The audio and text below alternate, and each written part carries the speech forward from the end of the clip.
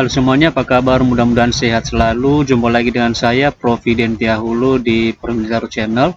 Di video kali ini teman-teman kita akan membahas mengenai 7 hal yang harus diperhatikan dalam seleksi administrasi CPNS 2024. Jadi seperti apakah informasi selengkapnya teman-teman? Silahkan simak terus video berikut ini sampai selesai. Jangan lupa like, subscribe dan nyalakan loncengnya karena itu semua adalah gratis dan gak berbayar.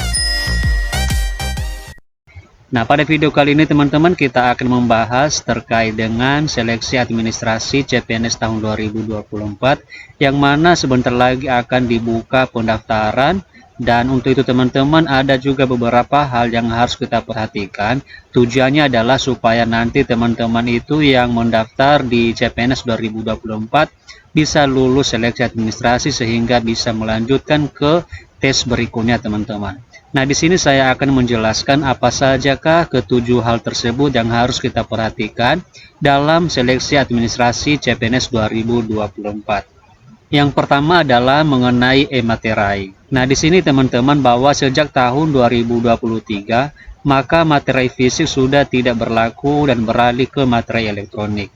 Kemudian informasi penting terkait dengan pemasangan e-materai ini teman-teman bahwa satu materai hanya untuk satu dokumen. Ini kemarin pernah terjadi teman-teman, ada beberapa teman-teman yang sudah mendaftar dan kemudian melakukan pemasangan e-materai pada dokumen yang memang dilampirkan materainya teman-teman, dan kemudian teman-teman tersebut gagal pada seleksi administrasi. Alasannya adalah karena e-materai yang digunakan itu adalah hanya satu untuk semua dokumen. Sebenarnya itu teman-teman, setiap satu dokumen itu maka e-materai yang diberikan adalah satu juga teman-teman. Artinya satu dokumen maka satu e-materai. Kemudian yang kedua adalah mengenai nama lengkap. Nama lengkap di seluruh dokumen, baik itu KTP, ijazah, kartu keluarga, dan akta kelahiran, harus sesuai dan tidak ada perbedaan atau kesalahan penulisan. Nah, ini merupakan sepele teman-teman, tetapi sebenarnya banyak sekali yang gagal karena nama lengkap yang tertera pada beberapa dokumen itu tidak sama teman-teman. Kita ambil contoh misalnya nama lengkap pada ijazah kita misalnya itu berbeda dengan KTP. Maka di sini diwajibkan bahwa antara setiap dokumen itu misalnya KTP dengan ijazah harus memiliki nama yang sama. Kalau misalnya terdapat perbedaan maka segera teman-teman melakukan perbaikan di Dukcapil karena nanti akan beresiko bisa jadi nanti teman-teman itu tidak lulus seleksi administrasi. Intinya di sini bahwa semua dokumen itu memiliki nama lengkap yang sama. Kemudian yang ketiga adalah mengenai kualifikasi pendidikan.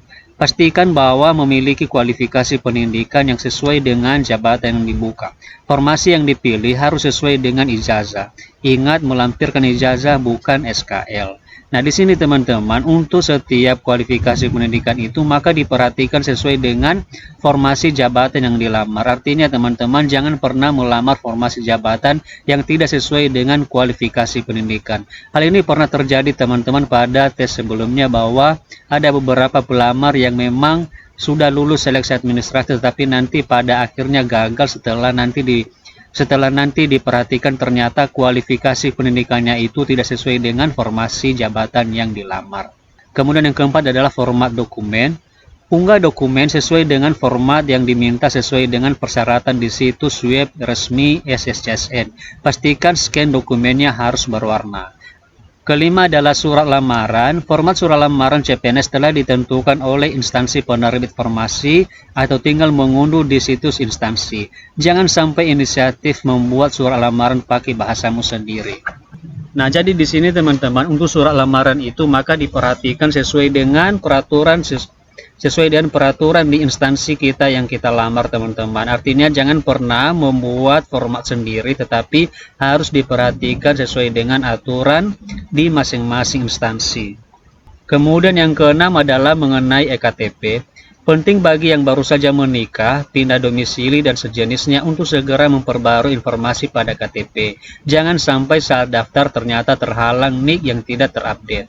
Nah, ini merupakan teman-teman informasi yang sangat penting untuk beberapa teman-teman yang misalnya baru saja menikah atau pindah domisili dan sejenisnya itu. Nah, silakan nanti sebelum ada informasi pendaftaran itu supaya segera memperbaiki EKTP-nya teman-teman dan disesuaikan dengan kondisi dan keadaan yang sebenarnya sehingga nanti pada saat mendaftar tidak ada kendala terkait dengan NIK yang tidak terupdate teman-teman. Kemudian yang terakhir adalah mengenai akreditasi pendidikan. Nah ini sangat penting teman-teman bahwa akreditasi harus sesuai dengan tahun kelulusan pelamar. Artinya meskipun akreditasi jurusan yang sekarang atau saat mendaftar CPNS sudah berbeda dengan tahun lulus, maka yang digunakan tetap akreditasi yang tertera di tanggal ijazah. Nah perhatikan nanti teman-teman, artinya bahwa untuk setiap kampus atau universitas itu tentu memiliki reakreditasi, tetapi di sini nanti teman-teman untuk masalah nilai akreditasi itu silakan nanti disesuaikan dengan tahun lulusnya teman-teman. Artinya jangan pernah mengambil nilai akreditasi terbaru, tetapi ambillah nilai akreditasi sesuai dengan tahun lulusnya teman-teman. Nah jadi itulah teman-teman 7 hal yang harus diperhatikan dalam seleksi administrasi CPNS 2024. Semoga informasi ini bermanfaat dan bisa menjadi bahan pertimbangan kepada teman-teman semua. Demikian saja, terima kasih and see you in the next video. So high, I'm hypnotized. What's up is down, what's left is right. Chasing stars and holding you. I can't see the end, but we'll see it through.